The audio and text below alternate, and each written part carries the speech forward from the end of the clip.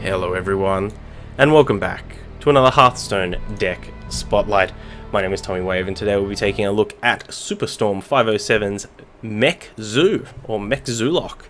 Zoolock has been something that we've been playing around with for a very long time. It's kind of one of the older archetypes of the game.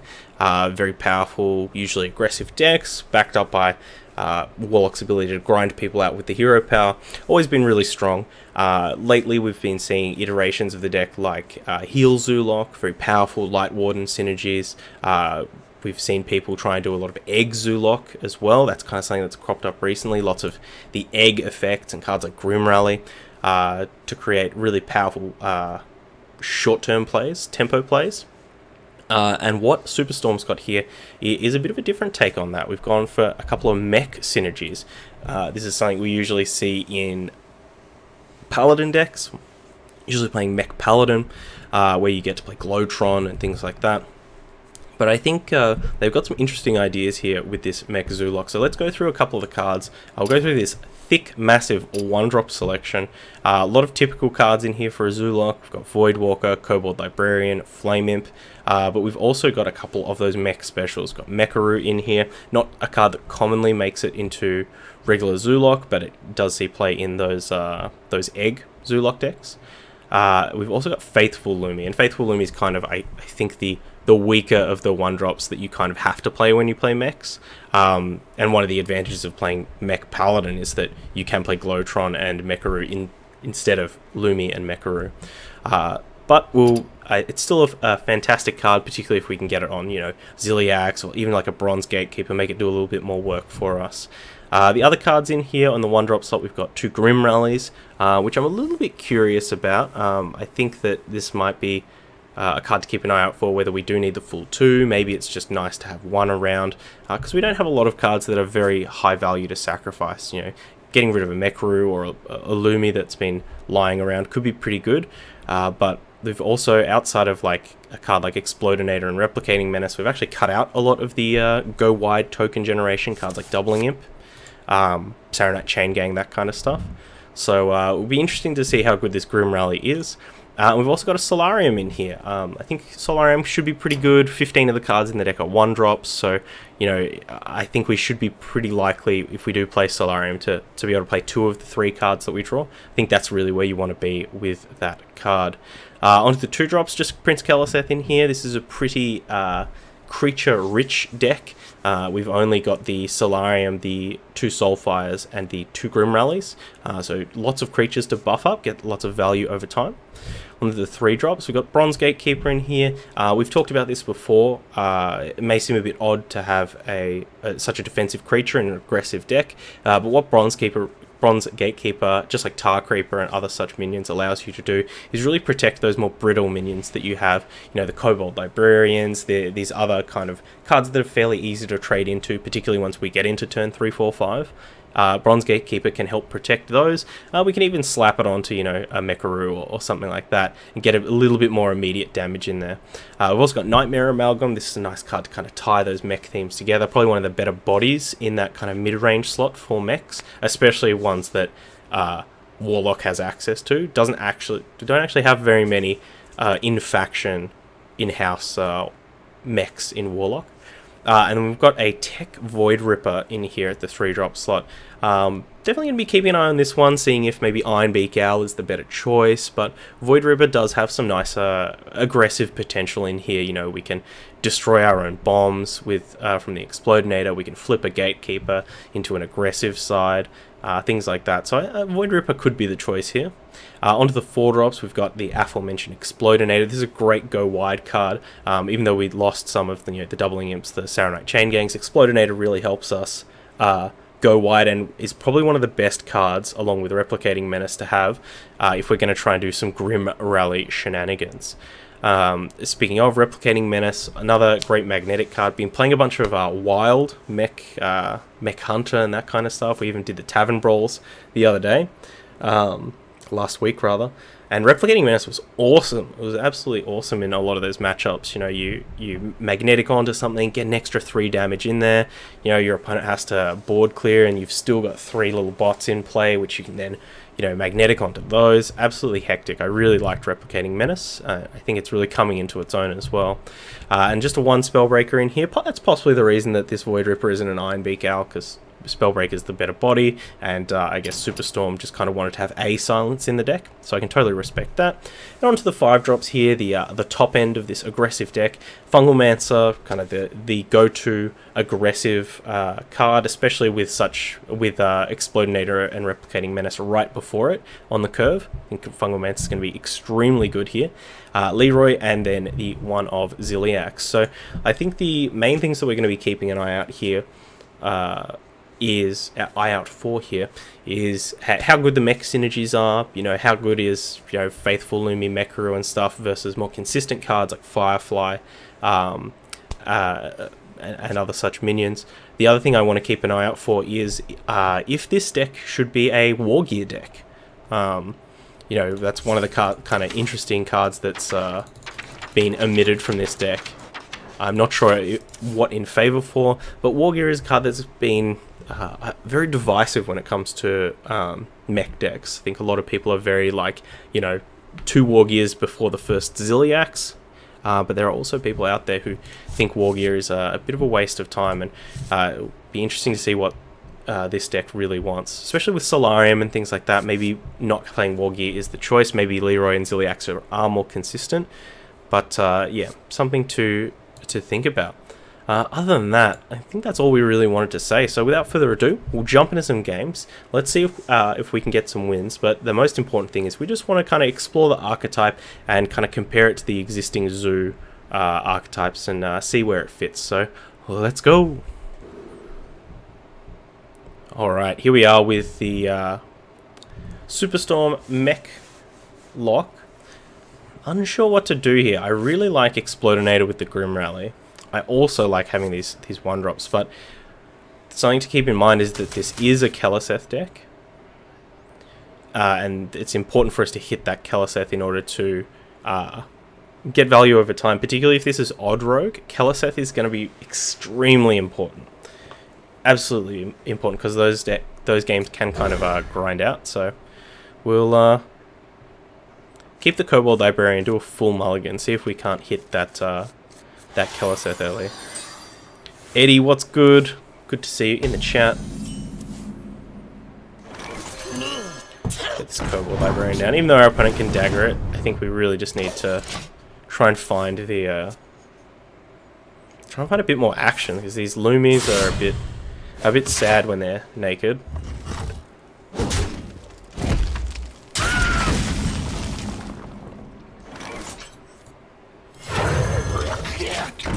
But now we've got something that we can buff onto, so a bit of a risky play here, especially if our opponent's on like tempo. Maybe they've got a sap lying around or something like that. Shiv though.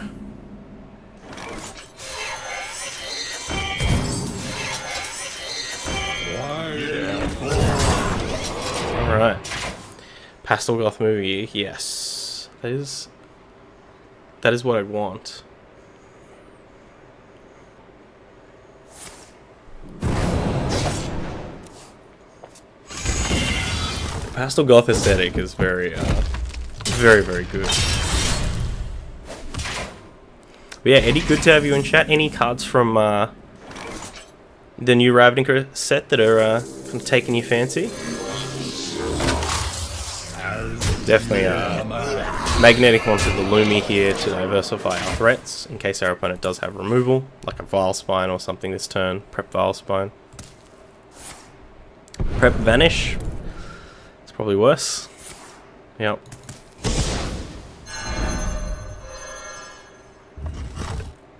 We do have a Leroy. Our opponent's on 12. I think we're in a pretty good position here.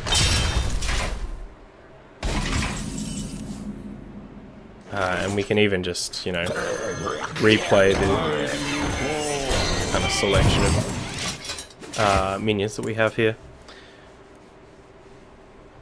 Even a Grim Rally could potentially set up a lethal next turn. 4, 5, 6, 12.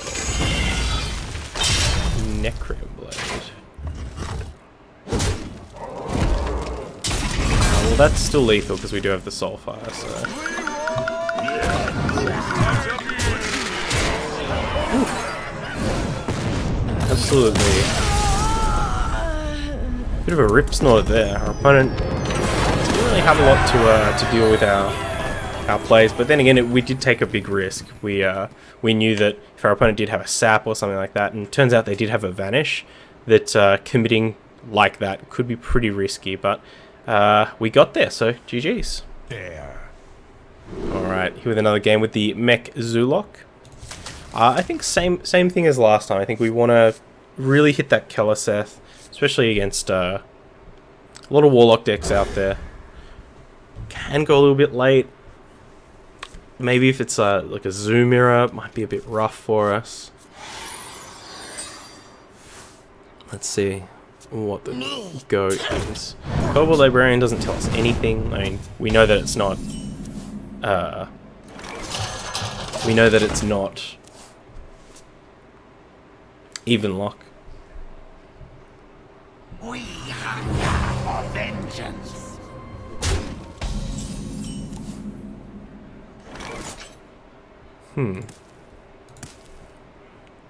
Dr. T. Alnos.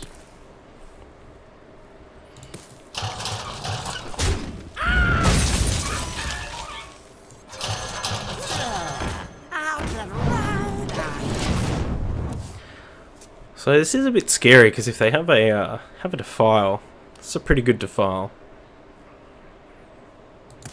Let the pain speak to me. Interesting.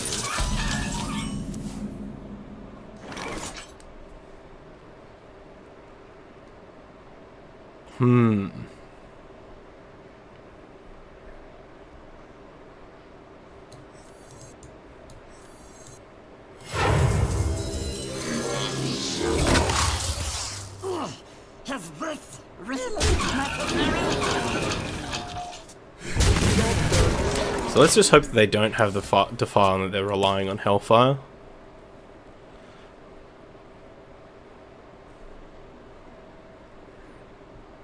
We do have a Solarium to kind of restock. This Mortal Coil? Yeah. Come on, Grim Rally. Off the top.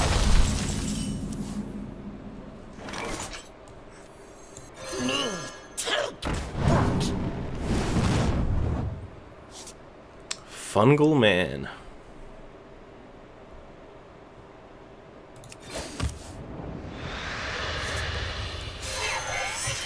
And we're definitely getting board cleared next turn, so let's just do as much damage as we can.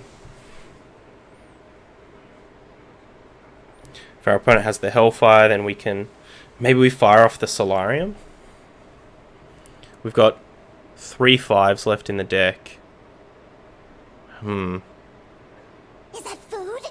I need it. Cheeky Ankle Biter. Okay. Our opponent's on some hot tech.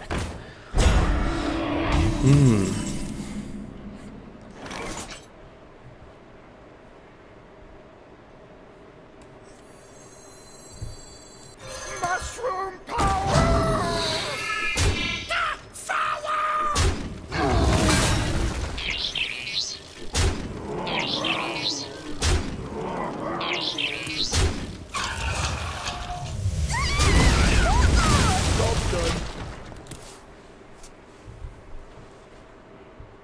I have a good lest. A good lest? What do you mean? What's a lest?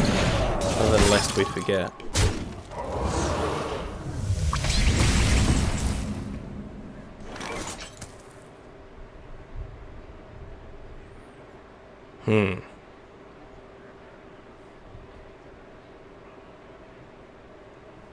This Fungal Mance is a little bit awkward right here. So many possibilities. possibilities. So many possibilities.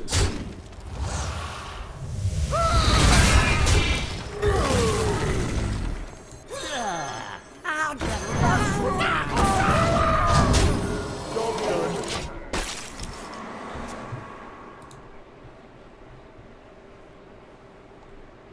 I hate it when I accidentally turn people to stone. Oh, Godfrey.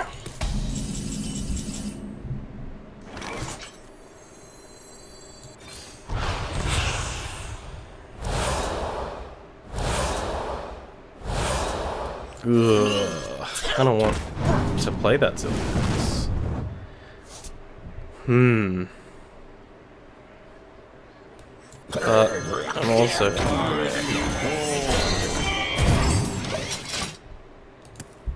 Alright, let's see if they've got the Twisting Nether. Or something like that. Hellfire's still good here, because they can trade the Godfrey into the Nightmare. Winter is here. Hey gamers, come check out my stream later today, where you'll have a cool chance of being petrified.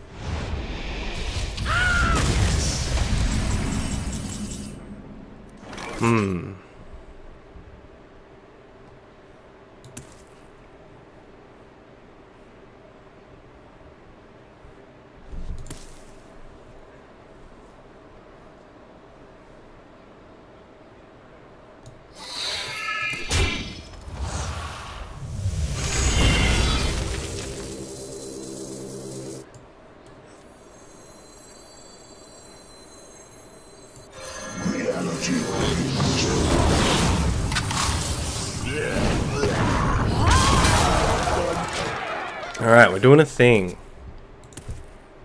Being aggressive, getting all the cards out of our hand, hoping our opponent doesn't get to resolve a Gul'dan at some point.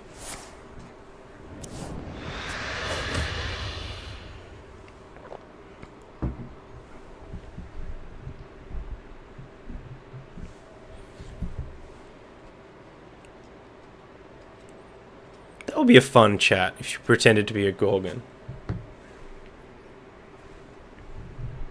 I feel like that's like a play along with me kind of stream, like people watching the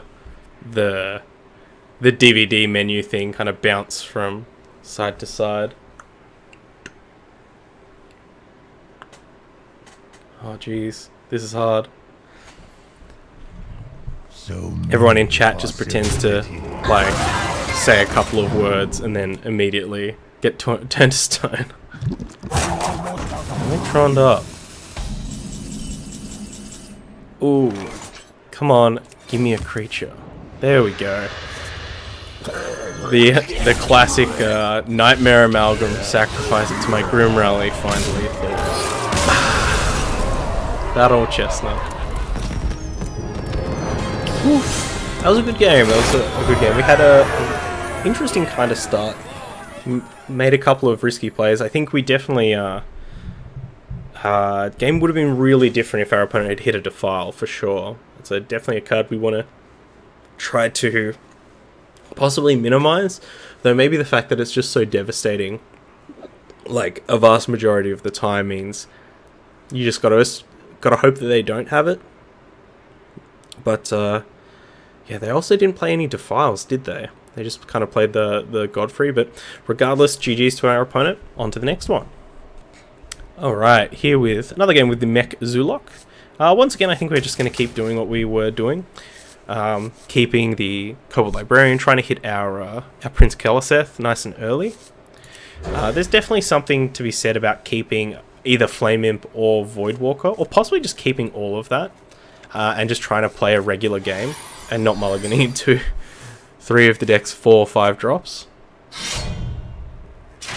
Like, especially here, we could have seen that and we'd be like, oh, well, now we want to deploy Flame Imp or Voidwalker instead of the Kobold Librarian.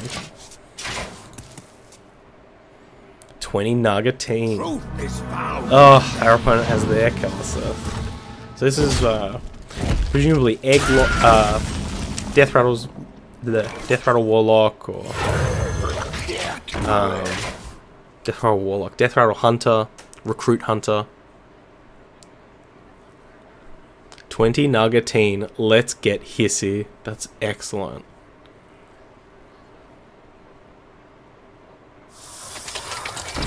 Oof.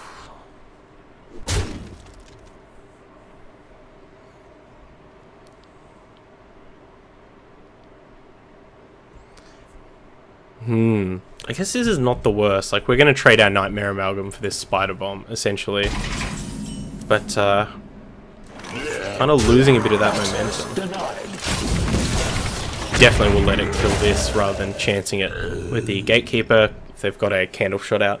We definitely don't want to have any 1 toughness minions in play. 20 Frankentine. Become the monster. That's also tremendous.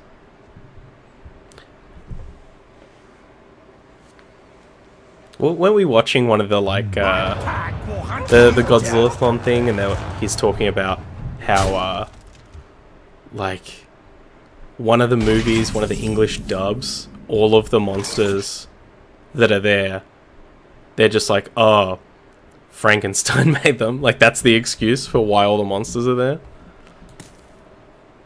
Yeah, it was, Dr. Frankenstein. Oh, I guess. I guess that's a reasonable thing. We're also going to get really beat down by this Houndmaster, sure. Tremendous draw from our opponent. I think some games, like, there's definitely a reason to run Houndmaster, sure, and it's that, you know, some games he's just an absolute beating for your opponent. At least we didn't get one of our things eaten, so we can deploy this Fungal Mancer.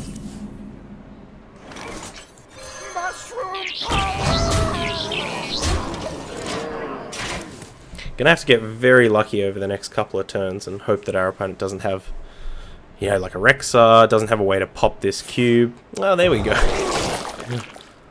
Ugh.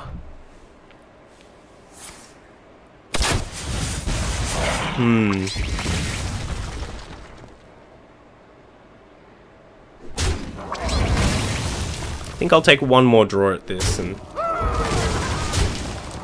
take a gander at this. I think our opponent has silence this. No, I just don't think we're gonna get there. So, unfortunately, we went for a very aggressive mulligan. We tried to hit that Caliseth, which we unfortunately missed, and we got a pretty rough mulligan as well. Obviously, in hindsight, I think keeping that the Voidwalker, Kobold Librarian, Flame Imp trio is would have been great. Would have worked out all right for us there. At least let us compete on that board. Our opponent still got their own Caliseth, and that would have complicated things. But that's just kind of a great game to kind of look at. You know, an aggressive mulligan versus a conservative mulligan. That sometimes, especially if you're laddering and you're just trying to make sure that you are getting as many wins as possible, not necessarily playing as many games as possible, I think maybe the conservative mulligan pays off a couple more times, but that's part of the cost of playing a deck with Prince Caliseth in it. Overall, how did the rest of the deck feel? I think it felt great. I think the lack of War Gears never really hurt us. I think one of the things with War Gear that I will say is that the times where War Gear is most effective are often when you're already ahead on board. Really helps you close a game out as well. And that's all well and good, but I think our deck capitalizes on that kind of board state inherently a lot better. Or it already does capitalize on it. Whereas the times, like, as you kind of saw against that Hunter, where as soon as we got behind on board, we actually don't have a lot of tools to really get back into it. We really have to use all these 1-drops to, like, get our hands around our opponent's neck and really, you know, try and put them behind as much as we can. And that's definitely a situation where if it doesn't happen, War Gear does not help. So it can totally get behind all the card choices. Void Ripper helped out. Yeah, other than that, would I say this deck is better or worse than the other Warlock decks out there? To be decided. I think the one thing that I think other decks have is more, the other, particularly Egglock, has is the ability to get back into the game. Cards like Despicable Dreadlord especially are cards that they're not necessarily the most aggressive choice. You know, some people often omit cards like Doomguard from their own list in order to include Despicable Dreadlord. But what it does allow you to do is, in those minion-based mirror matches, it's such a house, and it really allows you to win those games, and it gives you a much better percentage against those decks. So yeah, very nuanced. Let me know in the comments if you made it to this part of the YouTube video. Let me know in the comments what your favorite version of Zoolock is, or are you just not a Zoolock fan? Do you think it deserves some time outside of the spotlight? Regardless, big shout out to SuperStorm507 for this Mech Zoolock deck. If you are watching on YouTube, all the links are down in the description, including a link over to the Hearthstone deck article. Jump over there, give the deck a +1, leave a lovely thoughtful comment, like I know you will. My name's Tommy Wave. As you should already know, all my links are down in the description as well, including a link over to Twitter. That's the best place to catch me, at Tommy_Wave. And until next time, stay safe, stay wavy, and find a friend and just magnetize yourself to them. Bye. I hope you enjoyed that video. Check out other ones over here, or come subscribe to the Wave Pool for more excellent times.